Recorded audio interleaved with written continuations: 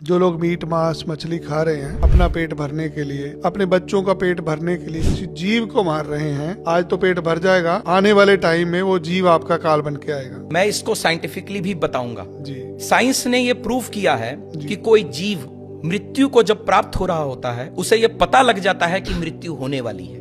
मैं किसकी बात कर रहा हूं? जिनको काटा जाता है जी। उनके आंखों से अश्रु बह रहे हैं। सोच के देखिए उस जीव के अंतर आत्मा की आवाज क्या कहने की कोशिश कर रही होगी। और जब वो आंसू बहा रहे होते हैं उस वक्त जो सिचुएशन होगी उस जीव की अंतरात्मा की आवाज से जो ईश्वर तक पहुंचेगी, उसका रिजल्ट क्या मिलेगा। इतना भयंकर उसका रिजल्ट नीचे आएगा, वापस उसका पार नहीं पा सकते। इसीलिए उसके कष्ट आगे भागेंगे, आगे जन्मों जन्मांतर तक खत्म नहीं होने वाले।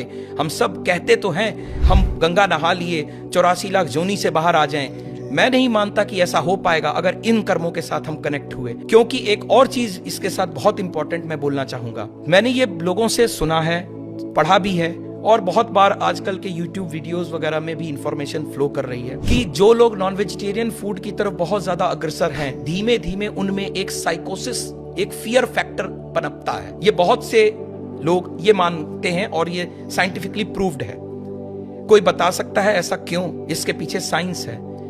जिस वक्त वो जीव मृत्यु को प्राप्त हो रहा है वो डरा हुआ है, उसे पता है मेरी मृत्यु हो रही है। कितनी बार जीव को लाया जा रहा है, उसे घसीटा जा रहा है, और उस वक्त की पोजीशन में वो रोक रहा है अपने आप को, क्योंकि उसे पता है कि मैं मरने वाला हूं। अंतरात्मा से मरने की पता है उसे, और इस चलते उसके अंदर हार्मोन्स ऐसे चल रहे हैं जो उसको डरा रहे हैं। वो डर कहीं गया नहीं। ब्लड को तो खत्म कर देंगे, ब्लड तो आपने निकाल दिया, जीव मरा, ब्लड निकल गया, लेकिन उसके हार्मोन्स कहां गए?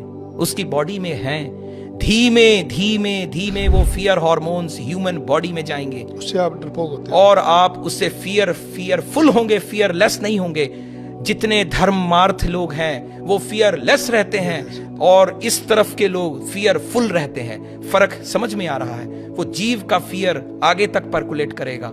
इसीलिए बीमारी हो रही है, इसका मतलब बीमारी भी आ रही है। तभी तो कहा जाता है कि ये स्वाइन फ्लू आ गया तो आप नॉनवेज फूड छोड़ दीजिए, ये फ्लू आ गया तो वो छोड़ दीजिए। और ये हार्मोन फियर फैक्टर पर्कुलेट कर रहा है तो लोग फियरफुल होते चले जा रहे हैं, प्लस कर्म खराब हो रहे हैं। मैं बार बार कहूंगा, काल पुरुष की कुंडली को कोई एस्ट्रोलॉजर और कोई भी धरती पर रहने वाला जीव जो समझ रहा है वो उसे भूले ना। 10वां घर कर्म का, 11वां घर प्राप्ति का, दोनों शनि के प्रभाव में है। कर्म बुरे करोगे, प्राप्तियां बुरी करोगे। शनि देव की समय जब आएगा तो उनकी मार से बचना असंभव ही असंभव।